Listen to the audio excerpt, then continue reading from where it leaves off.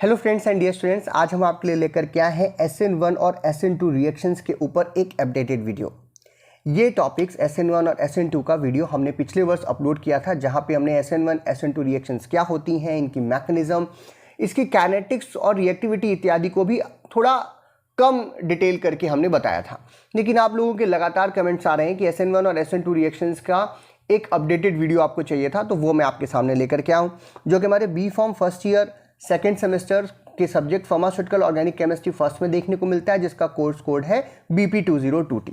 इसके अलावा आप कहीं पर भी ऑर्गेनिक केमिस्ट्री पढ़ रहे हो, चाहे आप इंटर में हो, चाहे BSc कर रहे हो या कोई भी कोर्स कर रहे हो, वहाँ पर ये टॉपिक बहुत बार पूछा जाता है और काफ़ी इंपॉर्टेंट टॉपिक है।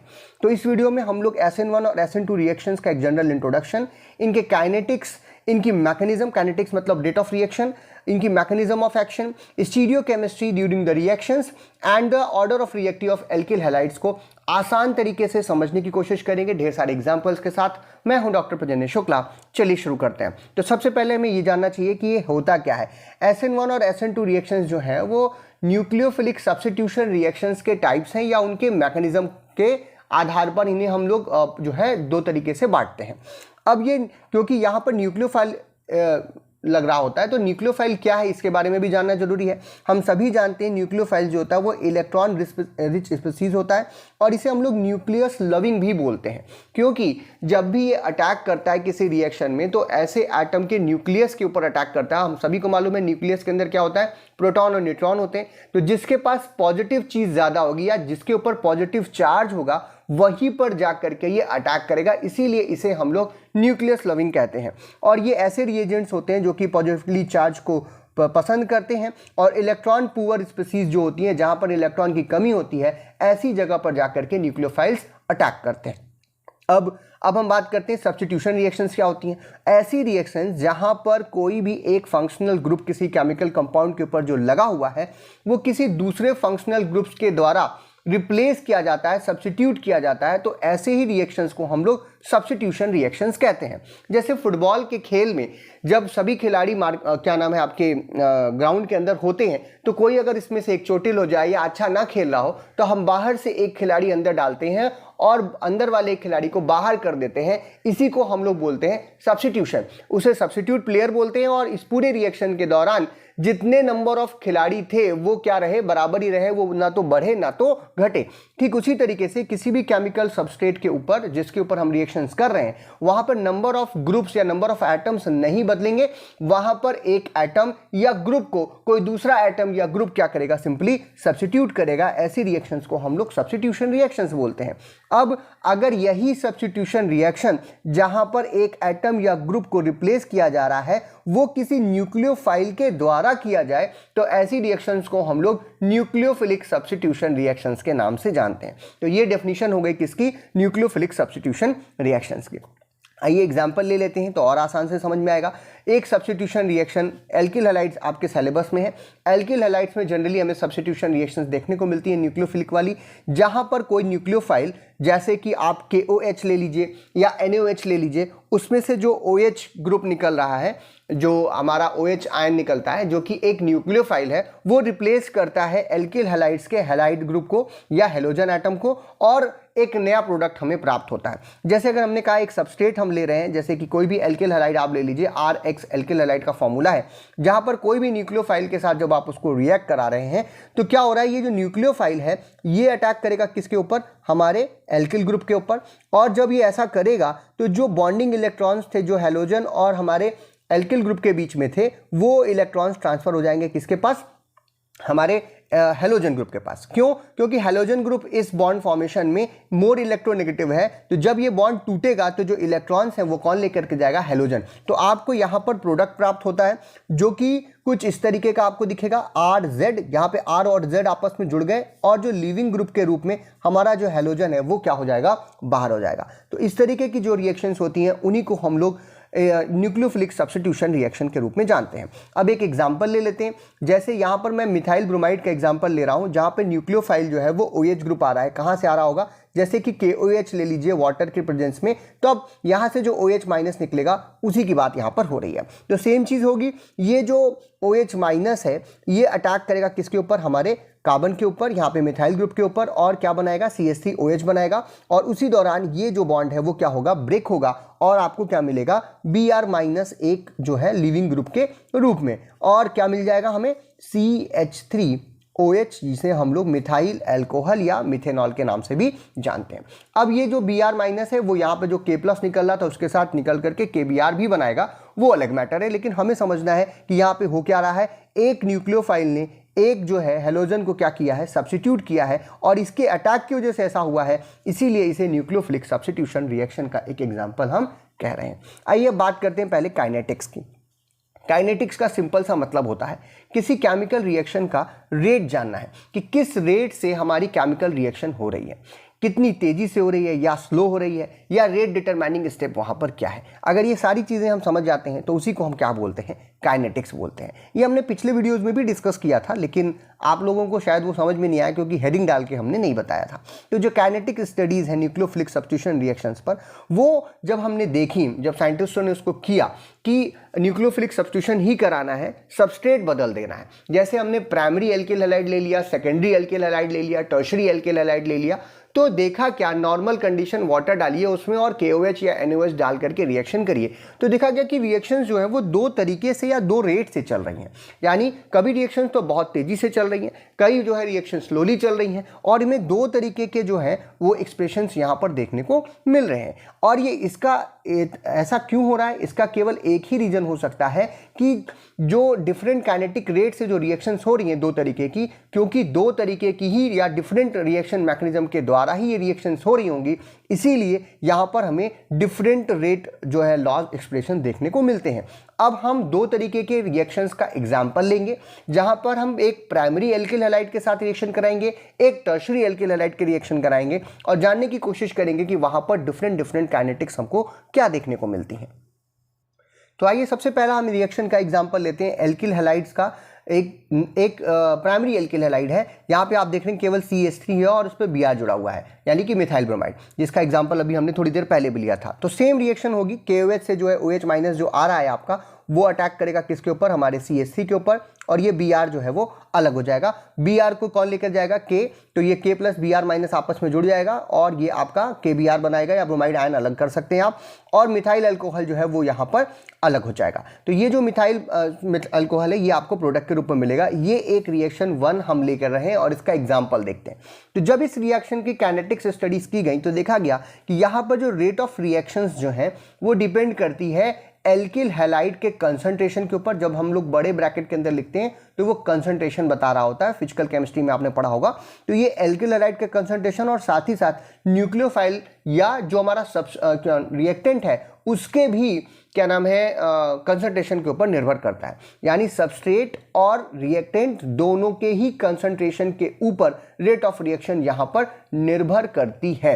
तो इसे हम लोग रेट इज इक्वल टू के, जो रेट कांस्टेंट है, RxOH भी लिख सकते हैं, यानी कि एल्किल हैलाइड और न्यूक्लियोफाइल, या फिर जो आपका CH3Br हमने एग्जांपल लिया है और OH- निकल रहा है, इन दोनों के कंसंट्रेशन के ऊपर रेट ऑफ रिएक्शन जो है यहाँ पर निर्भर कर रही है। हम इस तरीके की रिएक्शंस को सेकेंड ऑर्डर रिएक्शंस कहते हैं, जहां पर सेकेंड ऑर्डर रिएक्शन का मतलब होता है कि ऐसा रिएक्शन जहां पर रेट ऑफ जो रिएक्शंस होता है वो कंसंट्रेशन ऑफ बोथ सबस्ट्रेट और जो रिएक्टेंट या न्यूक्लियोफाइल है दोनों के ही कंसंट्रेशन के ऊपर डिपेंड कर रहा है। यानी आप इन दोनों का में से किसी एक का भी कंसंट्रेशन बढ़ाएंगे तो रेट ऑफ रिएक्शन जो है वो बढ़ जाएगी, दोनों का बढ़ा देंगे तो बढ़ जाएगी। जैसे अगर आप एल्किल हैलाइड का कंसंट्रेशन दुगना करते हैं तो रेट ऑफ रिएक्शन भी क्या हो जाएगा, दुगना हो जाएगा। अगर आप न्यूक्लियोफाइल का कंसंट्रेशन दुगना करते हैं तो रेट ऑफ रिएक्शन जो है वो क्या हो जाएगा, अगर आप एल्किल हैलाइड और न्यूक्लियोफाइल दोनों को दुगना करते हैं तो रेट ऑफ रिएक्शन जो है वो 4 गुना हो जाएगा। तो इस तरीके की रिएक्शंस को हम क्या कहते हैं, सेकेंड ऑर्डर रिएक्शन कहते हैं। और हमारी जो रिएक्शन फर्स्ट है जो हमने यहां पे एग्जांपल लिया है वो एक सेकेंड ऑर्डर रिएक्शन है। और अगर ऐसी रिएक्शंस जहां पर हम लोग जो हमारा एल्किल हैलाइड है उसको डबल करते हैं तो रिएक्शन ऑफ रेट जो है वो डबल हो जाती है, और अगर हमारे न्यूक्लियोफाइल या फिर जो हमारा रिएक्टेंट है उसको हम डबल करते हैं तो भी रेट ऑफ रिएक्शन अगर डबल हो जाती है तो इसी को सेकंड ऑर्डर रिएक्शन कहते हैं। और सेकंड ऑर्डर रिएक्शन जो होती है वो बाई मॉलिक्यूलर रिएक्शंस के मैकेनिज्म के अंतर्गत जाती है और इसी तरीके के रिएक्शंस को हम लोग SN2 रिएक्शन के नाम से जानते हैं। और SN2 का फुल फॉर्म क्या हुआ?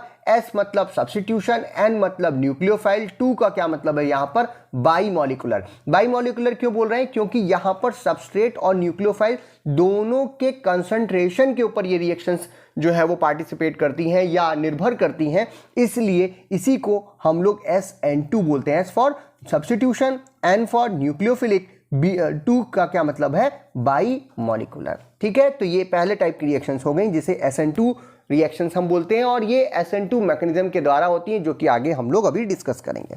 दूसरा है हमारा रिएक्शन नंबर 2। जो दूसरा एग्जांपल हमने लिया वो हम ले रहे हैं टर्शरी एल्किल हैलाइड का। टर्शरी एल्किल हैलाइड का क्या मतलब है? ऐसा कार्बन जिसके ऊपर हेलोजन लगा हो, उस पर 3 डिफरेंट और एल्किल ग्रुप्स लगे हुए हैं। तो इस तरीके के जो एग्जाम्पल है जिसे हम लोग 2-ब्रोमो 2-मिथाइल प्रोपेन बोल रहे हैं, ये एक टर्शरी एल्किल हैलाइड है। अगर हम लोग इसमें भी KOH और वाटर डालते हैं तो OH माइनस सेम चीज़ करेगा, ये अटैक करेगा किसके ऊपर? हमारे कार्बन के ऊपर, और जो यहाँ का बॉन्ड है ये ब्रेक होगा और ब्रोमाइड आयन जो है यहाँ पे निकलेगा। ये ब्रोमाइड आयन यहाँ से जो K प्लस बच रहा है उसको लेके KBr बना लेगा और आपको एक टर्शरी अल्कोहल प्राप्त होगा 2-मिथाइल 2-प्रोपेनल। ठीक है, तो ये जो रिएक्शन है, अगर इस रिएक्शन में हम लोगों ने रेट बढ़ाने की कोशिश की, हमने यहाँ पर जब एक्सपेरिमेंट किए होंगे तो एल्किल हैलाइड की मात्रा बढ़ाई और हमारे न्यूक्लियोफाइल या जो हमारा सबस्ट्रेट है, सॉरी रिएक्टेंट है, इसकी भी कंसंट्रेशन को बढ़ाया, लेकिन कंसंट्रेशन ऑफ रिएक्टेंट बढ़ाने पर रेट ऑफ रिएक्शन पर कोई निर्भरता नहीं हुई, कोई भी वहां पे बढ़ोतरी नहीं हुई। लेकिन जो हमारा सबस्ट्रेट था, जो एल्किल हैलाइड था, उसकी मात्रा अगर बढ़ाई जा रही थी, रेट ऑफ रिएक्शन बढ़ रहा था। यानी कि यहां पर रेट ऑफ रिएक्शन जो है वो डायरेक्टली प्रोपोर्शनल होता है एल्किल हैलाइड के कंसंट्रेशन के ऊपर या फिर सबस्ट्रेट के कंसंट्रेशन के ऊपर। इसको हम लोग rate is equal to rate constant into जो हमारा CH3 होल 3 CBr है, यानी कि 2-ब्रोमो 2-मिथाइल प्रोपेन जो है वो, या फिर सिंपल हमारा जो सबस्ट्रेट है उसके कंसंट्रेशन के ऊपर ही रेट ऑफ रिएक्शन यहाँ पर निर्भर कर रही है। हमारे न्यूक्लियोफाइल के कंसंट्रेशन से यहाँ पर कुछ लेना देना नहीं है। तो इस तरीके की रिएक्शंस को हम लोग फर्स्ट ऑर्डर रिएक्शन बोलते हैं। ऐसी रिएक्शन जहाँ पर रेट ऑफ रिएक्शंस जो हैं वो केवल डिपेंड करती हैं कंसंट्रेशन ऑफ सबस्ट्रेट के ऊपर, ऐसी रिएक्शंस को हम लोग फर्स्ट ऑर्डर रिएक्शन बोलते हैं। यहाँ पर न्यूक्लियोफाइल के कंसंट्रेशन से ज़्यादा निर्भरता रेट ऑफ रिएक्शन की नहीं होती है। यानी अगर आप यहाँ पर इस तरीके के रिएक्शंस में एल्किल हैलाइड या फिर सबस्ट्रेट की मात्रा दुगना करते हैं तो रेट ऑफ रिएक्शन भी क्या हो जाती है? दुगना हो जाती है। 4 गुना कर देंगे तो रेट ऑफ रिएक्शन भी 4 गुना हो जाएगा। लेकिन न्यूक्लियोफाइल के कंसंट्रेशन को बढ़ाने या घटाने पर रेट ऑफ रिएक्शन पर बहुत ज़्यादा इफेक्ट जो है वो नहीं पड़ता है। ऐसी रिएक्शंस जो है वो फर्स्ट ऑर्डर रिएक्शन कहलाती हैं। और ये फर्स्ट ऑर्डर जो रिएक्शंस होती हैं ये यूनिमॉलिक्यूलर रिएक्शन मैकेनिज्म के थ्रू जाती हैं। यानी कि यहाँ पर एक बार में एक चीज़ का होगा, या आप कह सकते हो एक सब्स्टिट्यूशन, पहले जो है हमारा Br जो है वो छोड़ करके चला जाएगा, वापस से OH जो है नेक्स्ट राउंड में वहाँ पर अटैक करेगा। ये 2 स्टेप में रिएक्शंस होती हैं, आगे भी हम लोग देखेंगे। और इसी तरीके की रिएक्शंस को हम लोग SN1 रिएक्शन बोलते हैं, जिसका मतलब S का मतलब क्या है? सब्स्टिट्यूशन, N का मतलब न्यूक्लियोफिलिक, और 1 का क्या मतलब होता है? यूनिमोलर। यूनिमोलर क्योंकि एक मोल के या एक जो है सबस्ट्रेट या रिएक्टेंट के ऊपर ही निर्भर कर रही है, इसीलिए ये क्या है? हमारा SN1 रिएक्शन है। तो ये 2 तरीके की काइनेटिक्स होती हैं, 2 तरीके से रेट ऑफ रिएक्शन जो है वो यहाँ पर निर्धारित किया जा सकता है। तो उसके बेस पे हमने 2 रिएक्शंस बना ली, 2 मैकेनिज्म बता दी, that is SN2 and SN1। आइए अब एक एक करके इनको एक्सप्लेन करते हैं। सबसे पहले अब हम बात करेंगे SN2 रिएक्शन मैकेनिज्म की। SN2 अभी मैंने आपको बताया, S for substitution, N for nucleophilic, 2 लिखा है तो बाइमोलर, और अगर जो है 1 लिखा है तो यूनिमोलर, यही इसका मतलब होता है। ये आपको हमेशा याद रखना है। तो SN2 जो रिएक्शंस होती हैं वो बाइमॉलिक्यूलर न्यूक्लियोफिलिक सब्स्टिट्यूशन रिएक्शंस कहलाती हैं, और इन्हें हम लोग प्राइमरी हेलो एल्केन्स या प्राइमरी एल्किल हैलाइड्स जो होती हैं, हेलो एल्केन्स उनका IUPAC नॉमेनक्लेचर होता है प्राइमरी एल्किल हैलाइड्स का, और उन्हीं के द्वारा जनरली ये रिएक्शंस जो है वो शो की जाती हैं। ऐसा क्यों होता है वो आगे हम लोग अभी डिस्कस करेंगे। जैसे हमने एग्जांपल ले लिया हाइड्रोलिसिस जो है मिथाइल ब्रोमाइड की एक्वस KOH के साथ। एक और खास बात बताता हूँ, एक रिएक्शन मैंने आपको बताई थी न्यूक्लियोफिलिक एडिशन रिएक्शन, वहाँ पर सॉरी एलिमिनेशन रिएक्शन, वहाँ पर भी आपको ध्यान रखना है कि जो अगर एक्वस अगर आपने नहीं लिया तो क्या होगा ना कि यहाँ पर जो है वो रिएक्शन जो है वो सब्स्टिट्यूशन ना होकर के कुछ और हो जाएगी, तो यहाँ पर आपको वाटर के प्रेजेंस में ही KOH को लेना है। ठीक है, तो यहाँ से OH माइनस आएगा और ये CH3 के साथ जुड़ जाएगा, CH3OH, हमने कई बार ये रिएक्शन देख ली, और Br जो है वो बाहर निकलेगा और K के साथ जुड़ करके KBr बना लेगा। अब अगर इसकी मैकेनिज्म की बात करें तो होता क्या है, यहाँ पर जो आपका OH माइनस है ये बैक साइड अटैक करता है। क्यों? क्योंकि जो Br माइनस है, जो ये भी एक न्यूक्लियोफाइल ही है, आप समझ रहे हैं, यहाँ पर भी इलेक्ट्रोनेगेटिविटी होती है, तो ये क्या करेगा, ये इसको रिपेल कर सकता है। तो इसीलिए अगर ये इस साइड से या कहीं और से आता है तो ये इसको रिपेल करेगा, दूर भेजने की कोशिश करेगा। लेकिन अगर ये इससे सबसे बेहतर दूरी से आए, और सबसे बेहतर दूरी क्या हो सकती है, 180 डिग्री हो सकता है Br से, यानी ये पीछे साइड से क्या करेगा, इस कार्बन पे अटैक करेगा। और ये अटैक करेगा क्यों? क्योंकि हम सभी को मालूम है जो ये CBr जो बॉन्ड बना हुआ है, यहाँ पर स्लाइट नेगेटिव चार्ज आपको देखने को मिलेगा और यहाँ पे स्लाइट पॉजिटिव चार्ज। क्यों? क्योंकि ये जो बॉन्डिंग इलेक्ट्रॉन्स हैं वो Br की तरफ ज़्यादा होंगे। Br जो है मोर इलेक्ट्रोनेगेटिव है कार्बन से, तो इसीलिए इसके ऊपर जो है स्लाइट नेगेटिव चार्ज यहाँ पर हमेशा रहेगा और इस कार्बन के ऊपर स्लाइट पॉजिटिव चार्ज रहेगा। पॉजिटिव चार्ज देख करके ही ये OH जो है वो इस कार्बन पर अटैक करेगा। और कहाँ से करेगा? पीछे से अटैक करेगा, बैक साइड अटैक करेगा। इस बैक साइड के अटैक करने की वजह से यहाँ पर एक ट्रांजिशन स्टेट हमको बन करके मिलेगी। आइए ट्रांजिशन स्टेट को बना लेते हैं। कार्बन है, कार्बन के ऊपर जो है ये एक हाइड्रोजन है। अच्छा, ये मैंने ये जो 3 डायमेंशनल स्ट्रक्चर बनाने की कोशिश की है क्योंकि आपको स्टीरियो केमिस्ट्री भी समझनी है, वो आगे अभी हम लोग डिस्कस भी करेंगे। स्टीरियो केमिस्ट्री का मतलब होता है कि हम 3 डायमेंशनल स्पेस में किसी भी मॉलिक्यूल का, किसी भी कंपाउंड के जो एटम्स का अरेंजमेंट है उसको बेहतर तरीके से समझ पाए। तो जो हम ये डॉटेड लाइन, इस तरीके की खड़ी डॉटेड लाइन लिखते हैं, इसका मतलब होता है कि ये जो हमारा क्या नाम है एटम लगा हुआ है, ये बिलो द प्लेन लगा हुआ है और हमसे दूर है, मतलब देखने वाले से दूर है, यानी कि इस कागज के नीचे धंसा हुआ है। और ये जो आपका ये सॉलिड लाइंस ज़्यादा मजबूत दिख रही हैं, ये अबव द प्लेन है, ये देखने वाले यानी हमारी तरफ, स्क्रीन की तरफ आ रहा है, ये ऊपर की तरफ लगा हुआ है। तो इसको हम लोग इस तरीके से लिखते हैं, यानी कि थोड़ा सा मोटी लाइन जो है बनाने की कोशिश करते हैं। ठीक, और जो ये हम सादी लाइन जो बनाते हैं, जैसे कि मान लीजिए यहाँ पर हमने एक H बना दिया, ये जो सादी लाइन बनी हुई है, जो सिंपल लाइन आप बनाते हो, ये बताता है प्लेन पे, यानी इस पेपर पे जिस पे हम इसको खींच रहे हैं उसी प्लेन पे बना हुआ एक जनरल सा स्ट्रक्चर है। क्योंकि बी फॉर्म फर्स्ट ईयर में स्टीरियो केमिस्ट्री पढ़ाई नहीं जाती, सेकेंड ईयर में हम लोग पढ़ते हैं। तो मैंने स्टीरियो केमिस्ट्री का जो प्लेलिस्ट है आपको सेकेंड ईयर का जो ऑर्गेनिक केमिस्ट्री वहाँ पर है, अगर आप उसको देखोगे तो और बेहतर तरीके से ये सारी चीज़ें आपको समझ में आएंगी, या आपने छोटी क्लासेस में थोड़ा बहुत स्टीरियो केमिस्ट्री पढ़ी होगी। तो ये अब क्या करेगा, OH पीछे साइड से अटैक करेगा। तो ट्रांजिशन स्टेट में होता क्या है, ये जो हम सीधी यहाँ पर इस तरीके की डॉटेड लाइन बना रहे हैं, ये बता रहा है कि बॉन्ड जो है वो धीरे धीरे बन रहा है और उसी समय ये जो Br है वो छोड़ के जाने लगेगा, तो बॉन्ड जो है वो यहाँ पर टूट रहा है। तो यहाँ पर भी स्लाइट निगेटिव चार्ज रहेगा, यहाँ पर भी स्लाइट निगेटिव चार्ज रहेगा, और इस तरीके का जो स्टेट एक बनता है, इसी को हम लोग क्या बोलते हैं, ट्रांजिशन स्टेट, जहां पर OH जो है वो इस कार्बन के साथ जुड़ रहा है, यानी कि एक यहां पर कोवेलेंट बॉन्ड का फॉर्मेशन हो रहा है, उसी समय दूसरे कोवेलेंट बॉन्ड जो कि C और Br के बीच में बना हुआ था, ये ब्रेक हो रहा है। ऐसी कंडीशन को हम लोग ट्रांजिशन स्टेट बोलते हैं।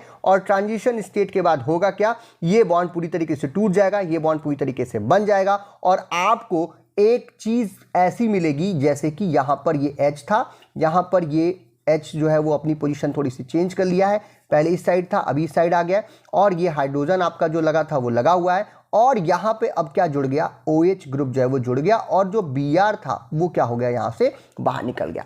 तो ये एक ही स्टेप में पूरी रिएक्शन हो गई, जहां पर न्यूक्लियोफाइल ने अटैक किया पीछे साइड से, Br को वो निकाल करके बाहर कर दिया थोड़ी देर के लिए। ये ऐसा नहीं कि बहुत देर तक के लिए होगा, ये थोड़ी देर के लिए ट्रांजिट मूवमेंट के लिए एक ऐसा स्ट्रक्चर बनेगा जहां पे आपका कार्बन जो है वो पेंटावेलेंट हो जाएगा, यहाँ पर OH जो है वो जुड़ रहा है, Br जो है वो बाहर निकल रहा है। इसको मैंने पहले भी बताया था, जैसे एक क्लास में 60 बच्चों के बैठने की व्यवस्था है और 60 ही कुर्सियां लगी हुई हैं, लेकिन एक बच्चा और आ गया, तो हम क्या कर सकते हैं कि उस बच्चे को क्लास से बाहर निकालेंगे, एक बच्चे को अंदर से, और बाहर वाले बच्चे को अंदर लेकर के आएंगे। लेकिन थोड़े समय के लिए अगर ऐसा मान लिया जाए कि आपने दोनों को एक साथ किया, तो जो कमरे का दरवाजा है, एक बच्चा एक दरवाजे पर जो बाहर जिसको निकाल रहे हो वो बाहर निकलने के लिए खड़ा है और दूसरा अंदर आने के लिए खड़ा है, तो विद इन अ सेकेंड कुछ समय पर दोनों एक दूसरे के साथ जब दरवाजे पे खड़े होंगे, ऐसी कंडीशन क्या कहलाएगी? Transition state.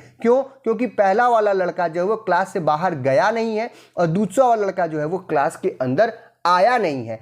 थोड़ा सा आया है और पूरा भी आया नहीं है, ये थोड़ा सा गया है, पूरी तरीके से बाहर नहीं गया। और इस तरीके की स्टेट को ही हम क्या बोलते हैं? ट्रांजिशन स्टेट बोलते हैं। और थोड़ी देर में ये चला जाएगा, ये चला जाएगा और ये आ जाएगा और आपको एक प्रोडक्ट मिलेगा। लेकिन इस प्रोडक्ट की एक खास बात आप देखिएगा, यहाँ पर जो बड़ा ग्रुप, जो बेल्की ग्रुप या जो Br लगा हुआ था, वो कार्बन के, हम सिंपल अभी कहें, हम आगे हम लोग स्टीरियोकेमिस्ट्री में इसको डिस्कस भी करेंगे, ये कहाँ लगा हुआ था? ये लगा हुआ था राइट हैंड साइड में। लेकिन जब प्रोडक्ट बना तो OH, क्योंकि पीछे से अटैक किया था, तो ये OH ग्रुप कहाँ लगा हुआ है? लेफ्ट साइड में लगा हुआ है।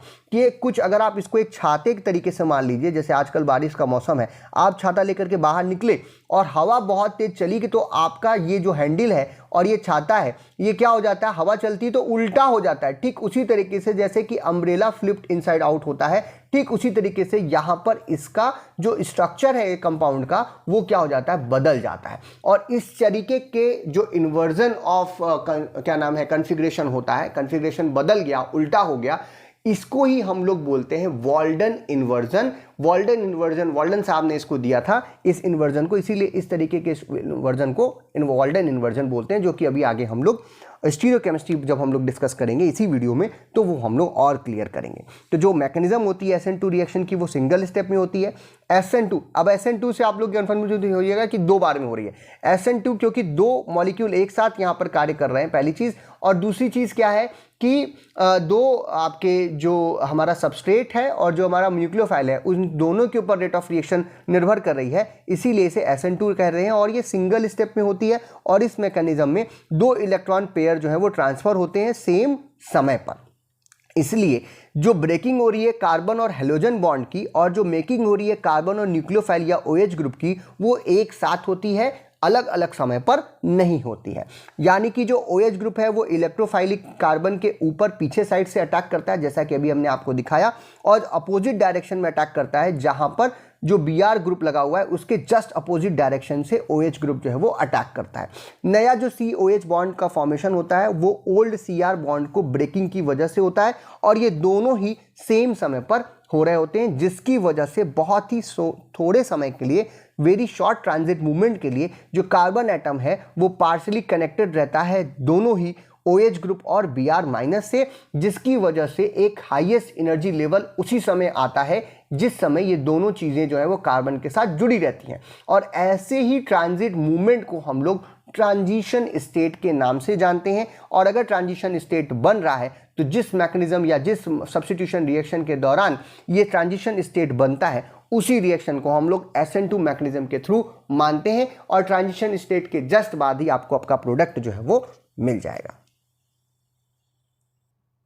अब बात करते हैं स्टीरियोकेमिस्ट्री ऑफ SN2 रिएक्शंस की।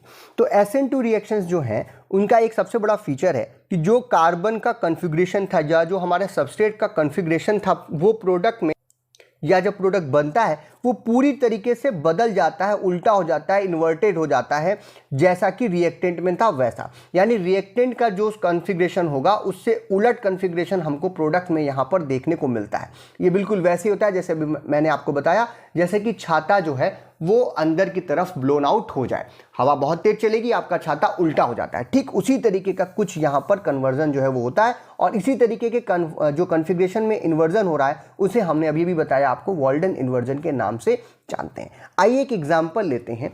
अच्छा, स्टीरियोकेमिस्ट्री हमें वहाँ पे देखने को मिलती है खास करके ऑर्गेनिक कंपाउंड्स में, जहाँ पर कायरल कार्बन होता है, 4 डिफरेंट ग्रुप एक कार्बन के ऊपर लगे हों, तभी हमें ये समझने में और आसानी होती है। तो इसीलिए हम यहाँ पर एक एग्जांपल ले रहे हैं 2 ब्रोमो ऑक्टेन का, जब उसकी रिएक्शन एक्वस के OH के साथ जो है वो हम कराते हैं। तो क्या होता है, जैसे कि ये आपके सामने 2 ब्रोमो ऑक्टेन का स्ट्रक्चर बना हुआ है। ये एक कायरल कार्बन है जिसके ऊपर 6 कार्बन की एक चेन लगी हुई है, एक तरफ CH3 लगा हुआ है, एक तरफ Br लगा हुआ है।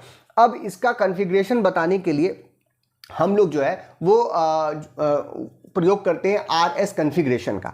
अब देखिए R और S कॉन्फ़िगरेशन क्या होता है कि क्लॉकवाइज चल रहा है कि एंटी क्लॉकवाइज चल रहा है। जो हमारे कार्बन के ऊपर ग्रुप लगे हैं उनकी नंबरिंग करते हैं ऑन द बेसिस ऑफ उनकी ग्रुप प्रायोरिटी। ग्रुप प्रायोरिटी के लिए सिंपली हम लोग एटॉमिक नंबर का प्रयोग करते हैं। तो यहाँ पे बी आर जो है वो 1 प्रायोरिटी ग्रुप है, C6H3 जो है वो H13 जो है वो 2 प्रायोरिटी ग्रुप है, CH3 जो है वो 3rd है और जो 4th है वो हमारा हाइड्रोजन है। तो आप देख रहे हैं यहाँ पर ये एंटी क्लॉकवाइज डायरेक्शन में जब हम 1 से 3 की तरफ या 4 की तरफ चलते हैं तो वो क्या जा रहा है, 4 को इग्नोर कर दीजिए क्योंकि वो सबसे छोटा ग्रुप है, तो 3 की तरफ चलेंगे। तो 1 2 3 की तरफ आप चलेंगे तो आप कैसे चल रहे हैं, एंटी क्लॉकवाइज चल रहे हैं। ठीक है, तो एंटी क्लॉकवाइज चलना ही जो है यहाँ पर इसको दिख रहा है, इसके कॉन्फ़िगरेशन में इस तरीके की चीज़ें दिख रही हैं। फिर हमने ये भी देखा कि ये वाली लाइन बनी है यानी कि ये बिलो द प्लेन है, ये CH3 भी बिलो द प्लेन है और ये जो Br है वो ऊपर की तरफ लगा हुआ है।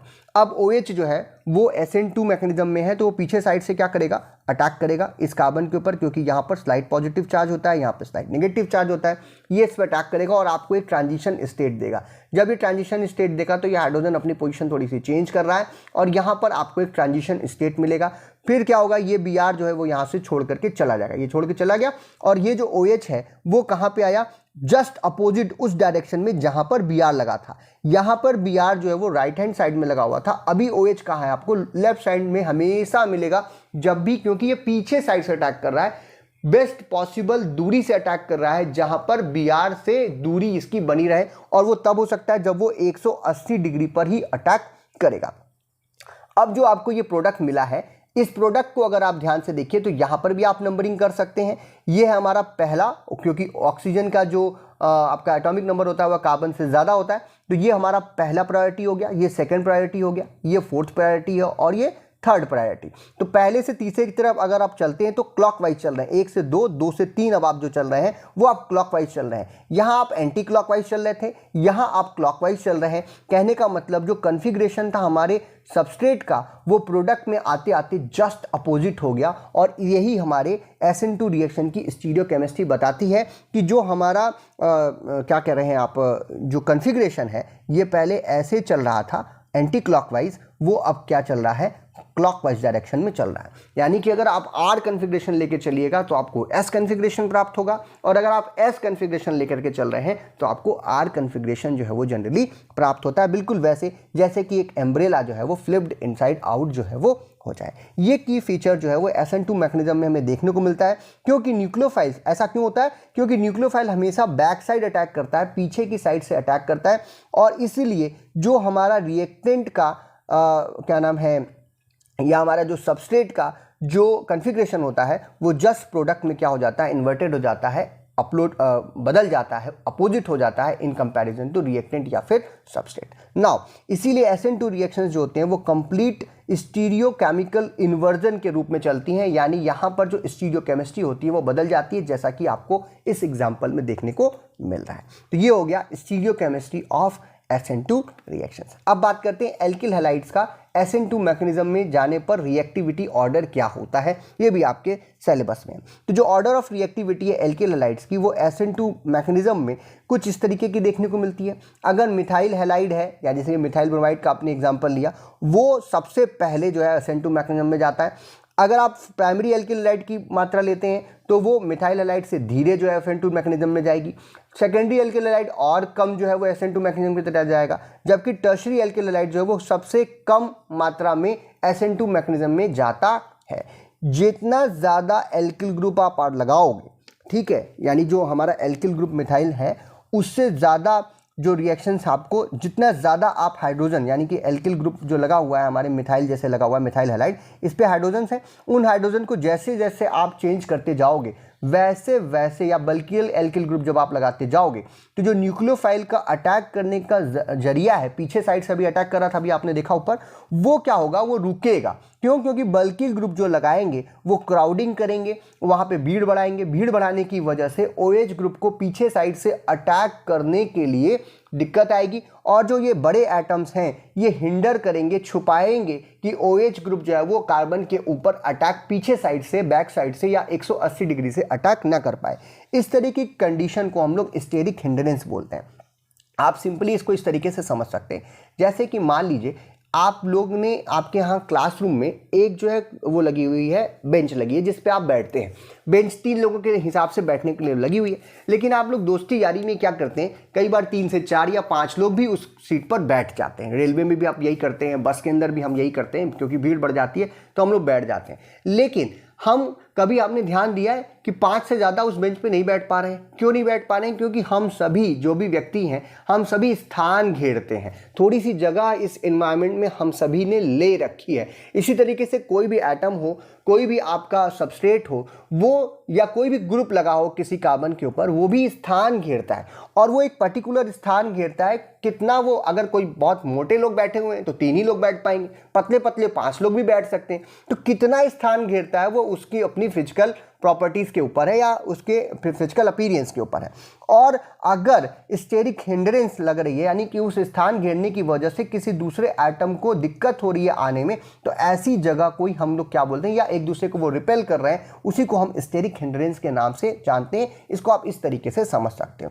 जितना ज़्यादा स्टेरिक हिंड्रेंस होगा उतनी स्लो रिएक्शन होगी, या उतना ही कम SN2 रिएक्शन जो है वो शो की जाएगी। जैसे जैसे बड़ा ग्रुप आप लगाते चले जाते हो, जैसे जैसे बल्कीनेस बढ़ती चली जाती है, जैसे कि टर्शियरी एल्केल हैलाइड है, उसको SN2 मैकेनिज्म में जाने में दिक्कत होगी, क्योंकि वहां पर स्टेरिक हिंड्रेंस हमको सबसे ज्यादा देखने को मिलेगी। आइए इसको स्ट्रक्चर देख के समझते हैं, तो और आसानी से ये बात आपको समझ में आ जाएगी। देखिए, मैं यहाँ पर 2 एग्जाम्पल आपको दे रहा हूँ। एक तो हम प्राइमरी एल्किल हैलाइड का ले रहे हैं, या एक सिंपल एल्किल हैलाइड ले रहे हैं, दैट इज मिथाइल हैलाइड, जहाँ पर कोई भी क्या नाम है आपका, आप देख रहे हो कि कार्बन के ऊपर कुछ और नहीं लगा हुआ, यानी एक सिंपल एल्किल हैलाइड है, प्राइमरी भी नहीं है, प्राइमरी से भी नीचे है। और ये हमारा एक टर्शियरी एल्किल हैलाइड है, जहाँ पर आप देख पा रहे हैं कि 3 जो है वो और एल्किल ग्रुप यहाँ पर लगे हुए हैं। अब इन दोनों में अगर न्यूक्लियोफाइल को अटैक करना है तो कहाँ पे अटैक करेगा? यहाँ पे आप देख रहे हो छोटे हाइड्रोजन ग्रुप लगे हैं जो कि बहुत ही कम स्थान घेरते हैं। इसकी वजह से यहाँ पर न्यूक्लियोफाइल को अटैक करने के लिए पूरी जगह मिल रही है। बैक साइड अटैक इसको करना है SN2 मैकेनिज्म में, पीछे से अटैक करने के लिए आसानी होगी, और ये आसानी से जो है वो जो हैलाइड ग्रुप है उसको छोड़ेगा।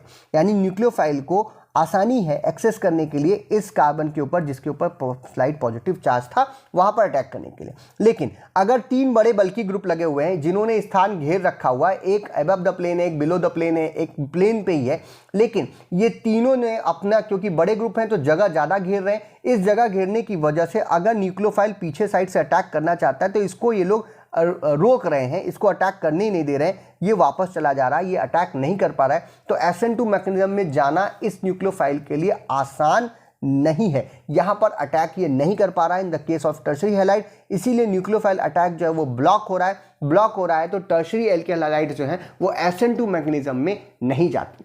भाई एल्किल हैलाइड में ही SN1 और SN2 दोनों होना है। अब किसी में हो रहा है, किसी में क्यों नहीं हो रहा, उसी का आप यहां पर बता रहे हो कि ऐसा क्यों हो रहा है। तो अगर छोटे ग्रुप लगे हुए हैं, प्राइमरी एल्किल हैलाइड है या मिथाइल हैलाइड है, वहां पर न्यूक्लियोफाइल आसानी से पीछे साइड से अटैक कर सकता है। जबकि टर्शियरी एल्किल हैलाइड हो, सेकेंडरी एल्किल हैलाइड हो, वहां पर बड़े बल्कि ग्रुप अगर लगे हों तो वो क्या करते हैं, इसको अटैक करने के लिए जगह नहीं देते, क्योंकि ये स्थान घेर रहे हैं। स्टेरिक हिंड्रेंस यहाँ पर हाई हो रहा है, और इसी स्टेरिक हिंड्रेंस के बढ़ने की वजह से न्यूक्लियोफाइल यहाँ पर इस कार्बन के ऊपर, जिसके ऊपर स्लाइड पॉजिटिव चार्ज था, उस पर पीछे साइड से अटैक नहीं कर सकता। अब कहीं से भी आके अटैक इसलिए नहीं कर सकता क्योंकि ये Br लगा हुआ है, ये भी एक न्यूक्लियोफाइल है। अब ये न्यूक्लियोफाइल एक दूसरे को रिपेल करेंगे, तो ये इस साइड से, अब ऐसा नहीं कि यहाँ से आके अटैक करेगा, यहाँ से आके अटैक नहीं कर सकता क्योंकि ये अटैक करने नहीं देगा। इसीलिए ये इससे सबसे ज़्यादा दूरी यानी कि 180 डिग्री यानी कि पीछे साइड से ही अटैक करना चाह रहा था। ये आपको समझ में आ गया होगा। अब बात करते हैं हम, यानी SN2 मैकेनिज्म की हमने स्टीरियोकेमिस्ट्री, उसकी मैकेनिज्म, ऑर्डर ऑफ रिएक्टिविटी और काइनेटिक्स सब समझ ली। अब हम चलते हैं SN1 मैकेनिज्म की तरफ। SN1 मैकेनिज्म को हम लोग यूनिमॉलिकुलर सब्स्टिट्यूशन रिएक्शन भी बोलते हैं। S for substitution, N for nucleophilic, 1 for unimolecular. जैसा कि हमने SN2 में बताया था, सेम वैसा ही आपको यहाँ पर भी देखने को मिल रहा है। ये रिएक्शन जनरली हमें टर्शियरी हेलो एल्केन्स या फिर टर्शियरी एल्किल हैलाइड्स के द्वारा देखने को मिलती हैं, क्योंकि अभी अभी हमने देखा कि टर्शियरी एल्किल हैलाइड में पीछे साइड से न्यूक्लियोफाइल अटैक नहीं होने देता। एक एग्जांपल ले लेते हैं, hydrolysis of tertiary butyl bromide with aqueous KOH। Tertiary butyl bromide का अगर हम लोग हाइड्रोलिसिस करना चाहते हैं with the help of aqueous KOH तो क्या होगा। अब आप देख रहे हैं ये जो CH3 ग्रुप है ये बिलो द प्लेन लगा हुआ है, ये अबव द प्लेन लगा हुआ है, और ये CH3 जो है वो प्लेन पे है, और यहाँ पर Br लगा हुआ है। तो ये अभी जगह घेर रहे थे, इसीलिए OH जो है वो पीछे से अटैक नहीं कर सकता। लेकिन यहाँ पर भी रिएक्शन होगी, सब्स्टिट्यूशन रिएक्शन ही होगी, और इस तरीके के सब्स्टिट्यूशन रिएक्शन में प्रोडक्ट भी वही बनेगा, बस मैकेनिज्म बदल जाएगी, जो कि अभी हम लोग दिखाएंगे। तो यहाँ पर आप देख रहे हैं ये हमारा CH3 लग गया, यहाँ पर CH3 लगा हुआ था, ये यहाँ पर दूसरा वाला CH3 लगा था तो उसको लगा दीजिए, कोई दिक्कत नहीं है।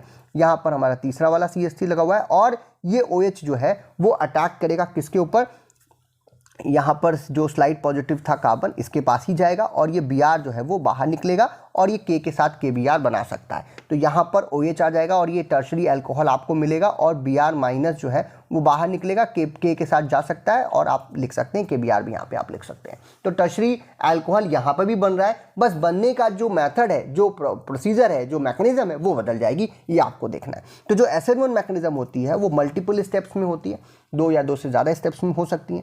यहाँ पर जो स्टेप 1 है, हम इसे जनरली 2 स्टेप में जैसे करके दिखा रहे हैं आपको। स्टेप 1 में यहाँ पर जो हमारा कार्बन हेलोजन का जो बॉन्ड है टर्शरी ब्यूटाइल ब्रोमाइड का, वो पहले टूटेगा। आपने पानी में डाला है, वहाँ पर क्या होगा, हेट्रोलिटिक फिजन होगा, जो हमारा Br है पहले ये छोड़ के जाएगा। जैसे मैंने अभी एक एग्जांपल लिया था कि क्लासरूम के अंदर 60 सीट है, एक बाहर से बच्चे को अंदर बैठाना है, तो एक बच्चे को अंदर से बाहर करना पड़ेगा। तो हम सबसे पहले क्या करें, जो लड़का नहीं पढ़ता है, शैतानी करता है, बदतमीजी करता है, अटेंडेंस अच्छी नहीं है उसकी, या टेस्ट में अच्छे मार्क्स नहीं लेके आया, तो हम पहले क्या करेंगे, उसको बाहर कर सकते हैं। या हम ये भी कह सकते हैं जो लड़का बहुत अच्छा है, जिसको पढ़ाने की जरूरत नहीं है, उसका सारा कुछ तैयार है, अगर उसको बाहर कर दे तो किसी दूसरे बच्चे को पढ़ा भी सकते हैं। अच्छा बुरा दोनों तरीका हो सकता है, दोनों कारण हो सकते हैं किसी एक बच्चे को बाहर निकालने का। तो क्लासरूम में हमने क्या किया, एक बच्चे की सीट से एक बच्चे को उठाया और उसको कह दिया तुम चले जाओ घर, आज तुम्हारी कोई ज़रूरत नहीं है, कमरा खाली है, एक सीट वहाँ पर, सॉरी कमरे में एक सीट अब खाली है, जगह बनी हुई है, अब बाहर वाला लड़का आराम से आकर के उस खाली सीट पर बैठ सकता है। ये दूसरा तरीका है सब्स्टिट्यूशन रिएक्शन को करने का। ऐसी केस में भी सब्स्टिट्यूशन होगा। सेम वही चीज़ यहाँ पर हो रही है। हेट्रोलिटिक फिजन के थ्रू हमारा जो हेलोजन है, क्योंकि वो मोर इलेक्ट्रोनेगेटिव था, वो कार्बन के साथ अपना बॉन्ड तोड़ेगा, और इस प्रक्रिया में जो बॉन्डिंग इलेक्ट्रॉन्स हैं वो हेलोजन लेकर के अपने साथ चला जाएगा, कार्बन के ऊपर आपके आएगा पॉजिटिव चार्ज, और एक इंटरमीडिएट कार्बोकैटायन का फॉर्मेशन होगा।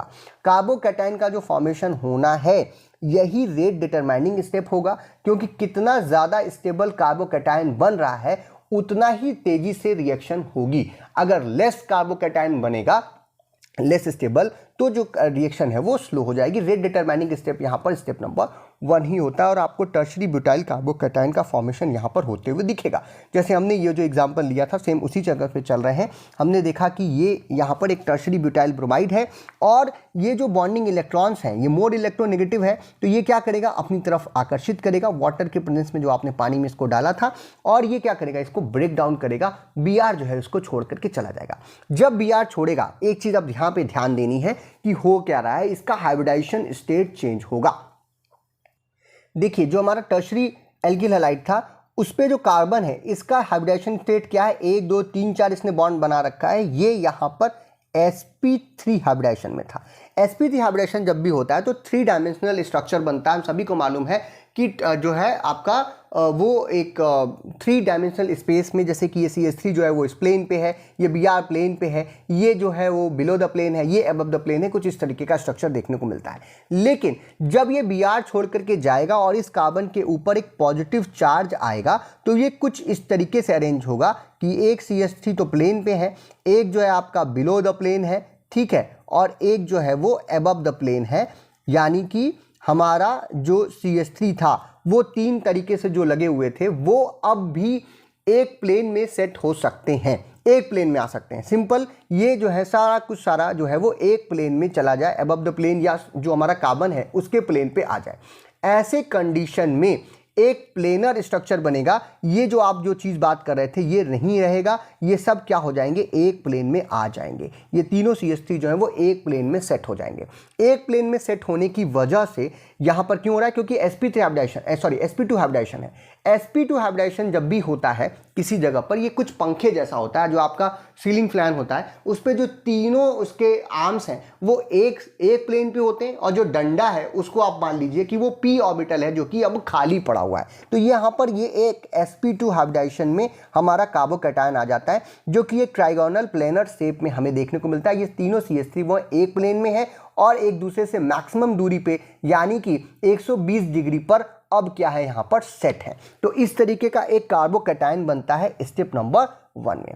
ये एक स्लो स्टेप होता है, यही रेट डिटरमाइनिंग स्टेप है। कितना तेजी से ये Br इसको छोड़ करके जाएगा वही इसकी स्टेबिलिटी को बताता है। अब स्टेबिलिटी जो है वो आगे हमको वैसे डिस्कस करनी है, लेकिन मैं यहीं पे कह सकता हूँ जितने ज़्यादा एल्किल ग्रुप हैं या बड़े एल्किल ग्रुप होंगे वो इस पॉजिटिव चार्ज को क्या करेंगे, स्टेबलाइज करेंगे। क्यों? क्योंकि ये जो एल्किल ग्रुप होते हैं ये एक इलेक्ट्रॉन रिलीजिंग ग्रुप होते हैं, अपनी तरफ से इलेक्ट्रॉन ये दूर भेजते हैं। तो ये अपने अपने इलेक्ट्रॉन को क्या करेंगे, ढकेलेंगे किसकी तरफ, इस कार्बन की तरफ, जिसकी वजह से ये जो पॉजिटिव चार्ज यहाँ पे आ रहा है ये थोड़ा सा स्टेबलाइज्ड होगा और इस वजह से ये जो कार्बोकैटायन है ये ज़्यादा स्टेबल होगा। यानी टर्शरी कार्बोकैटायन जो होता है वो ज़्यादा स्टेबल होता है देन द प्राइमरी कार्बोकैटायन और जो सेकेंडरी कार्बोकैटायन है उससे। ठीक है, जितने ज़्यादा एल्किल ग्रुप होंगे ये क्या करेगा, अपने अपने जो इलेक्ट्रॉन्स हैं उनको इस कार्बन के ऊपर ढकेलेगा और इसके स्टेबलाइजेशन को बढ़ाएगा। इस पर मैंने एक वीडियो किया था कार्बोकैटायंस के ऊपर, वो आपको लिंक आपको डिस्क्रिप्शन में मिल जाएगा, आपको प्लेलिस्ट में मिल जाएगा ऑर्गेनिक केमिस्ट्री के, वो आप जरूर देखिएगा। वही ये बताता है कि स्टेबिलिटी किस तरीके से कार्बोकैटायंस की होती है, ये भी आपके सिलेबस में, तो वो हमने पहले भी अपलोड कर रखा है। तो जो स्टेप 1 है वो एक रेट डिटरमाइनिंग स्टेप है, ये बात यहाँ पर क्लियर होती है। नाउ हम चलते हैं स्टेप नंबर 2 की तरफ, जो कि कार्बोकैटायन यहाँ पर बना है वो sp2 हाइब्रिडाइज था और एक प्लेन में यहाँ पर ये सब कुछ चीज़ें जो है वो सेट हो चुकी थी। अब ऐसे केस में अगर जो OH ग्रुप है वो अटैक करता है तो वो कहाँ से अटैक कर सकता है, ये बड़ी खास बात है। अब मान लीजिए कि ऐसा एक स्ट्रक्चर बना हुआ है जिसमें ये CH3 एक दूसरे से तीनों दूरी पे हैं, कोई स्टेरिक हिंड्रेंस यहाँ पे समझ में नहीं आ रही है। अब OH ग्रुप दो साइड से अटैक कर सकता है। OH ग्रुप को अटैक करने में अब कोई प्रॉब्लम नहीं है। OH ग्रुप अब इधर से भी अटैक कर सकता है और इस साइड से भी अटैक कर सकता है, यानी फ्रंट साइड से भी कर सकता है, बैक साइड से भी कर सकता है, कहीं से भी कर सकता है। तो अगर इस साइड से अटैक करेगा तो OH ग्रुप कहाँ लगेगा, आपका इस साइड लगेगा, और अगर इस साइड से अटैक कर रहा है तो OH ग्रुप कहाँ लगेगा, आपका इस साइड लगेगा। तो जब 3 डायमेंशनल स्ट्रक्चर बनेगा तो OH ग्रुप की पोजीशनिंग दोनों में डिफरेंट होगी। यानी अब OH ग्रुप जो है वो R कॉन्फ़िगरेशन और S कॉन्फ़िगरेशन दोनों में ही आ सकता है। यानी 50% यहाँ पर पॉसिबिलिटी है कि वो इस साइड से अटैक किया तो आप देख रहे हो लेफ्ट साइड में लगा, और हो सकता है कि इस साइड से अटैक करे तो राइट साइड में लगे। दो तरीके के स्ट्रक्चर यहाँ पर पॉसिबल हो सकते हैं। मैं यहाँ पर क्योंकि तीनों सेम ग्रुप ले रखा है तो यहाँ पर तो स्टीरियो केमिस्ट्री की बात नहीं कर सकते, लेकिन जहाँ पर डिफरेंट ग्रुप लगे होंगे वहाँ पर स्टीरियो केमिस्ट्री जो है वो बदल जाएगी। सबस्ट्रेट के एक आपने मान लीजिए R कॉन्फ़िगरेशन वाला सबस्ट्रेट लिया था तो जो आपको प्रोडक्ट मिलेगा वो रेस्मिक मिक्सचर मिल सकता है, वहाँ पर R कॉन्फ़िगरेशन और S कॉन्फ़िगरेशन दोनों ही प्राप्त हो सकते। तो ये तो पहले मैकेनिज्म समझ लीजिए। स्टेप 1 में क्या बनेगा, कार्बोकैटायन बनेगा। स्टेप 2 में OH ग्रुप जो है वो इस कार्बोकैटायन के ऊपर अटैक करेगा और आपको का प्रोडक्ट देकर के चला जाएगा। यानी SN जो 1 मैकेनिज्म है उसमें 2 स्टेप में जनरली रिएक्शन हमको होते हुए दिख रही है, या मल्टीपल स्टेप में भी हो सकती है। पहले न्यूक्लियोफाइल आप तोड़िए फिर अगली बार उसको अटैक कराइए, तो 3 स्टेप भी आप लिख सकते हैं ऑन द बेसिस ऑफ कि क्या आप वहां पर सबस्ट्रेट या रिएक्टेंट ले रहे हो। तो इस तरीके की जो रिएक्शन है उसे हम लोग SN1 रिएक्शन बोलते हैं। अब आइए इसकी स्टीरियो केमिस्ट्री को समझते हैं। जैसा अभी मैंने थोड़ा सा आपको डिस्कस किया उसी के हिसाब से, तो जो स्टीरियो केमिस्ट्रिक फीचर है हमारे SN1 रिएक्शंस का वो बिल्कुल डिफरेंट होता है SN2 रिएक्शन से, क्योंकि SN1 मैकेनिज्म में कुछ अलग तरीके की रिएक्शंस आपको देखने को मिल रही है। यहाँ पर जैसे हम एग्जाम्पल लेते हैं एक S3 ब्रोमो 3 मिथाइल हेक्सेन का, यानी एक टाइप के हम लोग कॉन्फ़िगरेशन वाला 3 ब्रोमो 3 मिथाइल हेक्सेन ले रहे हैं और उसकी रिएक्शन एक्वस के OH के साथ करा रहे हैं। तो ये आपका एग्जांपल है S3 ब्रोमो 3 मिथाइल हेक्सेन का एग्जांपल, जहां पर आप इस कार्बन को देख रहे हो 4 डिफरेंट ग्रुप्स लगे हुए हैं। एक तरफ C2H5 लगा हुआ है, एक तरफ जो हमारा C3H7 लगा हुआ है, एक जो एक तरफ से है वो CH3 लगा हुआ है। ये जो है अबव द प्लेन है, ये बिलो द प्लेन है, ये प्लेन पे लगा हुआ है, BRB जो है वो प्लेन पे लगा हुआ है। कुछ इस तरीके का स्ट्रक्चर हमें देखने को मिल रहा है। अब इन सभी के बीच में जो एंगल होगा वो जनरली 109 के करीब होगा, क्योंकि ये sp3 हाइब्रिडाइजेशन में है। अब KOH आपने डाला, यहाँ से OH माइनस जो है वो अटैक करेगा इस इस कार्बन के ऊपर, और Br जो है वो छोड़ करके जाएगा। पहले स्टेप में Br छोड़ करके चला जाएगा, यहाँ पे प्लस चार्ज आ जाएगा, फिर OH अटैक करेगा बिल्कुल इस तरीके से। जब इस केस में अटैक करेगा तो आपको 2 स्ट्रक्चर बना करके देगा। एक तो OH ग्रुप जो है वो इस साइड लगा हुआ है, आप देख रहे हो। दूसरे में OH ग्रुप जो है वो डिफरेंट साइड पे लगा हुआ। क्यों? क्योंकि OH ग्रुप जो है वो एक साइड, बैक साइड या फ्रंट साइड, दोनों साइड से अटैक कर सकता है। इसलिए जो आपको प्रोडक्ट मिलेगा वो मिलेगा S कॉन्फ़िगरेशन वाला भी और R कॉन्फ़िगरेशन वाला भी। S configuration S3 methyl 3 hexanol भी मिलेगा और R3 मिथाइल 3 हेक्सेनॉल भी मिलेगा। यानी जब हम लोग किसी एक तरीके के कॉन्फ़िगरेशन वाले टर्शरी एल्किल हैलाइड को लेकर के चल रहे हैं तो हमें दो तरीके के यहाँ पर प्रोडक्ट्स मिल रहे हैं। दोनों बराबर बराबर मिल सकते हैं, ज़्यादा कम भी मिल सकते हैं ऑन द बेसिस ऑफ कि क्या आपने सबस्ट्रेट ले रखा है। तो ऐसी रिएक्शंस में जनरली हमें 50-50 मिक्सचर जो है वो 50-50% का रेशियो मिलता है एस और आर कॉन्फ़िगरेशन का या इनेंशियोमर्स का, और इसलिए इस तरीके के रिएक्शंस में हमें रेसिमिक मिक्सचर भी प्राप्त हो सकता है, कई बार ज़्यादा कम भी हो सकता है, लेकिन दोनों के बनने की संभावना है। ऐसा इसलिए हो रहा है क्योंकि जो कार्बोकैटायन अभी आपने देखा था स्टेप नंबर 1 में बन रहा था SN1 रिएक्शन मैकेनिज्म में, वो एक ट्राइगोनल और प्लेनर शेप का था, यानी एक प्लेन में था और एक ट्राइगोनल था एक दूसरे के साथ 120 डिग्री सेल्सियस पर, सॉरी 120 डिग्री पे, सेल्सियस नहीं डिग्री पर वो एंगल बना करके था। तो इस वजह से OH ग्रुप को अटैक करने में आसानी थी, प्लस वो OH ग्रुप जो है वो किसी भी साइड से यानी कि फ्रंट से या बैक साइड दोनों साइड से आसानी से अटैक कर सकता है, क्योंकि ये एक फ्लैट स्ट्रक्चर यहाँ पर आपको बन रहा है जहाँ पर तीनों जो ग्रुप लगे हुए हैं, जो आपको यहाँ पे ये तीनों ग्रुप दिख रहे हैं, ये तीनों ग्रुप जो है वो एक साइड में क्या हो जा रहे हैं, सेम तरीके से सेट हो रहे हैं, यानी एक दूसरे से सेम प्लेन पे है पहली बात। और अब सेम प्लेन पे होने का क्या मतलब है कि जैसे मान लीजिए ये हमारा है और ये सब हमारे CH3 ग्रुप लगे हुए हैं इस सेम प्लेन पे, तो ये अब नीचे साइड से OH ग्रुप या ऊपर से आकर के अटैक कर सकता है यहाँ पे अगर कार्बन होगा तो। कुछ इस तरीके का स्ट्रक्चर हमें कोप्लानर या फिर ट्राइगोनल स्ट्रक्चर में, एक फ्लैट स्ट्रक्चर में हमें देखने को मिलता है। ठीक है, तो ये कैसा है आइए इसको भी देख लेते हैं। तो जैसे मैंने कहा यहाँ पर एक प्लेन में सब कुछ सेट है, देख रहे हैं आप, ये एक प्लेन में ये C2H5 आपका C3H7 और CH3 ये तीनों जो हैं वो एक ही प्लेन में लगे हुए हैं, इसलिए यहाँ पर जो पॉजिटिव चार्ज इस कार्बन के ऊपर आया हुआ है, कार्बोकैटायन बना है, OH ग्रुप अब ऊपर से भी अटैक कर सकता है, नीचे से भी अटैक कर सकता है, फ्रंट साइड से भी कर सकता है, बैक साइड से भी कर सकता है, कहीं से भी दोनों तरीके से अटैक यहां पर कर सकता है। इसीलिए यहां पर दो तरीके के प्रोडक्ट्स का फॉर्मेशन जो है वो पॉसिबल है। और इसमें क्या हो रहा है कि एक तो प्रोडक्ट का जो कॉन्फ़िगरेशन होगा वो सेम बिल्कुल हमारे सबस्ट्रेट जैसा ही होगा, जबकि दूसरे वाले का जो कॉन्फ़िगरेशन होगा वो बदल जाएगा क्योंकि वो डिफरेंट साइड से अटैक यहां पर हो रहा है। इसीलिए इक्वल पॉसिबिलिटी है इस तरीके के रिएक्शंस में कि दोनों साइड से अटैक हो तो दो तरीके के एनेंशियोमर्स यहां पर बनेंगे, दो तरीके के आइसोमर्स यहां पर बन सकते हैं। ऑप्टिकल आइसोमर्स दो तरीके के बन सकते हैं, सेम अमाउंट में बन सकते हैं, डिफरेंट अमाउंट में भी बन सकते हैं, जरूरी नहीं है कि सेम अमाउंट में हमेशा बने, लेकिन बन सकता है जनरली। और रेसमिक मिक्सचर भी आपको यहां पर प्राप्त हो सकता है। रेसमिक मिक्सचर का मतलब होता है जब किसी कंपाउंड का जो है दोनों जो एनेंशियोमर है वो बन जाए और आपको जो प्रोडक्ट है वो 50-50% पे प्राप्त हो, तो वो ऑप्टिकली इनएक्टिव होता है और इस तरीके के प्रोडक्ट को हम लोग रेसमिक मिक्सचर बोलते हैं। तो हमने कहा अटैक करा देते हैं, एक इस साइड से अटैक करा दीजिए, एक में इस साइड से अटैक करा दीजिए और आपको जो प्रोडक्ट है वो प्राप्त होंगे दो तरीके के, एक S कॉन्फ़िगरेशन मिलेगा और एक R कॉन्फ़िगरेशन मिलेगा। दोनों ही यहाँ पर आपके पॉसिबल प्रोडक्ट्स जो हैं वो बन जाएंगे। तो चलिए बना लेते हैं। सबसे पहले हम लोग इस पे इस साइड से अटैक करवाए हैं तो इधर ही इधर का एक प्रोडक्ट बना लेते हैं, यहाँ पर हमारा CH2 CH2 CH3, या फिर आप इसको सिंपली C3H7 भी लिख सकते हैं, कोई प्रॉब्लम यहाँ पर नहीं है। ठीक, और इस पर जो इस साइड से अटैक हुआ है तो ये हमारा एक CH3 हो गया और ये हमारा दूसरा CH3 हो जाएगा। ठीक है, और इस पे OH ग्रुप जो है वो लग गया। अब आप कहेंगे कि सर इसमें अंतर क्या है, तो ये हमारा पहले कहा हमने प्रायोरिटी ग्रुप, प्रायोरिटी कैसे करते हैं उस पर वीडियो है, मैंने पहले भी बोला कि आप स्टीरियो केमिस्ट्री आपको समझनी पड़ेगी, तब ये ज़्यादा बेहतर आप समझ पाएंगे। नहीं तो नॉर्मल कंडीशन में अभी आप फर्स्ट ईयर में, तो मैं कह रहा हूँ कि हम इसको सिंपल क्लॉकवाइज एंटी क्लॉकवाइज देखें। तो ये हमारा सबसे बड़ा, अच्छा यहाँ पर जो हमारा ये था, ये C2H5 था ना, चेंज था, तो ये C2H5 हो गया। ठीक, तो ये जो है पहला, ये दूसरा और ये तीसरा, ये तीन है, और ये जो है बिलो द प्लेन है तो इसको ये फोर्थ पोजीशन पे है तो ये रोकेगा नहीं। तो हम इधर से कहाँ चलेंगे, आप देख रहे हैं ये कौन सा डायरेक्शन में चल रहा है, ये ऐसे चल रहा है, ये क्लॉकवाइज डायरेक्शन में इधर की तरफ मूव कर रहा है।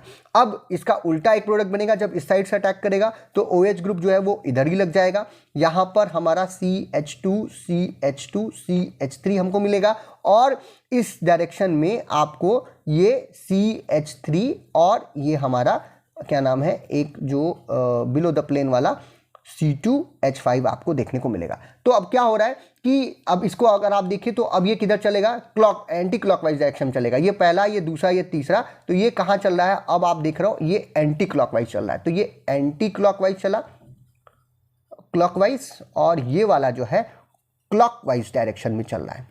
ठीक। तो ये दोनों तरीके के प्रोडक्ट्स यहाँ पर बनने के पॉसिबिलिटी है। आर कन्फिग्रेशन भी बन रहा है और एस कन्फिग्रेशन भी बन रहा है। दोनों चीज़ें हमको यहाँ पर साथ ही साथ देखने को मिल रही हैं। अगर ऐसा बन रहा है तो ये आर कन्फिग्रेशन हो सकता है, ये एस कन्फिग्रेशन, तो ये दोनों ही आपको देखने को मिल रहा है। एंटी क्लॉकवाइज भी और क्लॉकवाइज भी दोनों चीज़ें आपको यहाँ पर दिख रही हैं। तो दो तरीके के प्रोडक्ट पॉसिबल हैं, इसीलिए रेसमी मिक्सचर बन सकता है, दो तरीके के कन्फिग्रेशन वाला प्रोडक्ट मिल सकता है। यही स्टीरियोकेमिस्ट्री कहती है SN1 रिएक्शन की। जब भी आप SN1 मैकेनिज्म में प्रोडक्ट बनाओगे तो आपको दो तरीके के इनेंशियोमर्स प्राप्त होंगे, जबकि SN2 मैकेनिज्म में हमेशा जो कन्फिग्रेशन है वो उलट बनेगा। यानी कि अगर आप R लेकर के चल रहे थे तो प्रोडक्ट जो है वो S कन्फिग्रेशन का बनेगा, S लेकर चलोगे तो प्रोडक्ट जो है वो R कन्फिग्रेशन का मिलेगा। ये अंतर है हमारे स्टीरियोकेमिस्ट्री में SN1 और SN2 की। अब बात करते हैं रिएक्टिविटी ऑफ एल्किल हैलाइड्स की। तो एल्किल हैलाइड्स की जो रिएक्टिविटी है SN1 मैकेनिज्म की, वो जस्ट अपोजिट होती है SN2 की। यानी जो टर्शरी एल्किल हैलाइड्स हैं वो सबसे पहले SN1 मैकेनिज्म में जाते हैं, प्राइमरी वाले उसके बाद, सेकेंडरी वाले उसके बाद और प्राइमरी वाले उसके बाद, और मिथाइल हैलाइड जो है वो सबसे कम जो है वो SN1 मैकेनिज्म की तरफ जाता है। ये इसलिए ऐसा होता है कि जो कार्बोकैटायन बन रहा था स्टेप नंबर 1 में वो कितना ज़्यादा स्टेबल है, जैसा मैंने थोड़ा देर पहले भी आपको बताया। अब जैसे कि आप देख रहे हैं ये टर्शरी वाला जो कार्बोकैटायन होगा उसमें मिथाइल ग्रुप्स जो हैं वो अपने अपने इलेक्ट्रॉन्स को इस पॉजिटिव चार्ज को कम करने के लिए या स्टेबलाइज करने के लिए यूज करते हैं। तो अगर टर्शरी एल्किल हैलाइड जो है वो ज़्यादा स्टेबल है तो ज़्यादा आसानी से वो SN1 मैकेनिज्म में जा सकता है, क्योंकि ये अवेलेबिलिटी है। Br जो है वो जल्दी इसको छोड़ करके जाएगा। लेकिन मिथाइल हैलाइड जो है वहाँ पर कोई भी एल्किल ग्रुप नहीं लगा हुआ है और इस स्टेबलाइजेशन जैसी कोई चीज़ यहाँ पर आपको देखने को नहीं मिलेगी। तो हैलाइड ग्रुप जो है वो कार्बन को आसानी से छोड़ करके यहाँ पर नहीं जा सकता। तो कार्बोकैटायन का फॉर्मेशन होना में मुश्किल है। अगर कार्बोकैटायन का फॉर्मेशन नहीं हो रहा है तो SN1 मैकेनिज्म होना भी मुश्किल है, क्योंकि ये स्टेप नंबर 1 जो है वो कंप्लीट ही नहीं होगा, या रेट ऑफ रिएक्शन जो है वो इन केसेस में क्या होगी, कम होती चली जाएगी। क्योंकि Br को या जो हैलाइड ग्रुप लगा हुआ है उसको कार्बन को छोड़ने में दिक्कत होगी, क्योंकि वो कार्बोकैटायन जो बन रहा है वो ज़्यादा स्टेबल नहीं है। तो तुरंत ही वापस से Br को वो पकड़ लेगा या हैलाइड ग्रुप को पकड़ लेगा। ठीक है, तो जो टर्शरी कार्बोकैटायन है वो ज़्यादा स्टेबल है देन द सेकेंडरी कार्बोकैटायन, और इसी वजह से प्राइमरी कार्बोकैटायन से भी ज़्यादा स्टेबल हमारा सेकेंडरी वाला का सेम रीजन चलता चला जाएगा। और इसलिए जितना ज़्यादा स्टेबिलिटी होगी कार्बोकैटायन की, उतना आसानी से जो है कार्बोकैटायन का फॉर्मेशन होगा और उतनी ही आसानी से रेट ऑफ रिएक्शन जो है वो बढ़ेगी। इसीलिए जो हमारा टर्शरी एल्किल हैलाइड है वो SN1 मैकेनिज्म में तेजी से जाएगा, सेकेंडरी वाला जो है वो उससे थोड़ा धीमे जाएगा, प्राइमरी वाला उससे धीमे जाएगा, और मिथाइल हैलाइड जो है वो बड़ा ही मुश्किल से SN1 मैकेनिज्म में जाएगा। उसके लिए हम लोग चीज़ें बदल देते हैं, हम polarity of the solvent change कर सकते हैं, हम कैटलिस्ट जो है वो डाल सकते हैं, टेम्परेचर को मेंटेन कर सकते हैं, मात्रा बढ़ा घटा सकते हैं, जो हम लोगों ने और फैक्टर्स जो है वो SN1 SN2 मैकेनिज्म के लिए पहले से डिस्कस किए थे, उनके ऊपर आपको काम करना पड़ेगा, तब आप मैकेनिज्म चेंज करोगे। लेकिन नॉर्मल कंडीशन में नॉर्मल कंसंट्रेशन के साथ अगर आप प्राइमरी एल्किल हैलाइड ले रहे हैं या मिथाइल हैलाइड ले रहे हैं तो वो SN2 मैकेनिज्म में चली जाएगी, और अगर आप लोग टर्शरी एल्किल हैलाइड लेंगे तो वो जनरली SN1 मैकेनिज्म में जाएगी। और इसका कारण सिर्फ जो है वो कार्बोकैटायन का फॉर्मेशन और स्टेबल कार्बोकैटायन के फॉर्मेशन जो अभी मैंने बताया उस पे है। और जो टर्शरी एल्किल हैलाइड है या सेकेंडरी एल्किल हैलाइड है वो स्टेरिक हिंड्रेंस भी शो कर रहे थे, इसीलिए वो SN1 में जाना पसंद करेंगे, SN2 में जाना उनके लिए मुश्किल होगा। तो ये था आज का हमारा एक थोड़ा सा मैराथन लेक्चर। मेरी गले भी सूख गया, थोड़ा 50 मिनट से ऊपर हो गया लगातार बोलते हुए, लेकिन मैंने कोशिश की कि एक ही वीडियो में मैं आपको पूरा डिटेल में बताऊं। ये उन बच्चों के लिए है जो कि पढ़ना चाहते हैं, सीखना चाहते हैं कोई। बाकी जो मैंने पुराने वीडियोस अपलोड किए हैं वो शॉर्ट वीडियोस हैं, वहाँ पर आपको आपके लेवल की सारी बातें पता चल रही हैं। ये भी आपका लेवल की बात है। जो बच्चे थोड़ा ज़्यादा जानना चाहते हैं उनको मैंने डिटेल में एक नोट्स के रूप में देने की कोशिश की है, ताकि वो कितना एग्जाम में लिखना है। देखिए बहुत ज़्यादा लिखा नहीं है, एक्सप्लेन कर रहा था इसलिए बड़ा वीडियो है, लिखा ज़्यादा हमने नहीं है यहाँ पर कि बहुत ज़्यादा कहानी लिखी है। इसमें आप रिएक्शन दिखाइए और समझाने की कोशिश कीजिए कि किस तरीके से आपका काम जो है वो हो रहा है। और यहाँ पर जो मैं बताया हूँ ये सब स्टैंडर्ड बुक से लिया हुआ है, तो आपका जो डिटेल है वो भी काफ़ी है, और आपको जितनी जानकारी होनी चाहिए उससे ज़्यादा ही जानकारी है, उससे कम जानकारी नहीं है। और एग्ज़ाम में अगर आप आता है तो आप इसी तरीके से लिख करके इसको एक्सप्लेन कर भी सकते हैं। तो आशा करता हूँ ये वीडियो आपको पसंद आया होगा। आप इसे लाइक कीजिए, अपने फ्रेंड्स में शेयर कीजिए। चैनल पर नए हो तो चैनल को जरूर सब्सक्राइब कीजिए, क्योंकि यहाँ पर ढेर सारी नॉलेज है और हम देने की कोशिश कर रहे हैं, नए नए वीडियोज़ हम लाने की कोशिश कर रहे हैं और एक ही पैटर्न हम लेके चल रहे हैं, कोई नया पैटर्न बदलने की कोशिश नहीं कर रहे हैं, ताकि हमारा और आपका जो समय है वो कम समय में हम ज़्यादा चीज़ें वो सीख सकें। इसके साथ ही साथ जो आपका इस सब्जेक्ट का फार्मास्यूटिकल ऑर्गेनिक केमिस्ट्री का प्लेलिस्ट है, उसमें सारे वीडियोस पहले से अपलोड हैं आपके सिलेबस के हिसाब से, ऊपर नीचे हो सकते हैं, लेकिन आपको सारे टॉपिक्स वहाँ पर मिल जाएंगे और आप उनको ज़रूर देखिए। अगर आपको फिर लगता है, क्योंकि ये वीडियो जो है वो आप लोगों के कहने पर मैंने बनाया है, काफ़ी सारे कमेंट्स आने के बाद ये वीडियो हमने सोचा कि इसे बना देना चाहिए। तो इस तरीके के अगर और भी आपको कोई चीज़ है, कोई आपको और कुछ पूछना है, आपको चाहते हैं कि कुछ पुराने वीडियोज़ में अपडेशन हो, तो वो भी आप हमें लिख करके भेजिएगा, उसको हम जरूर करने की कोशिश करेंगे। वीडियो को देखने के लिए बहुत बहुत धन्यवाद। आप हमारा ऐप भी ट्राई कर सकते हैं, वहाँ पर भी आपको काफ़ी कुछ मिल जाएगा, उसका लिंक भी आपको डिस्क्रिप्शन में मिल जाएगा।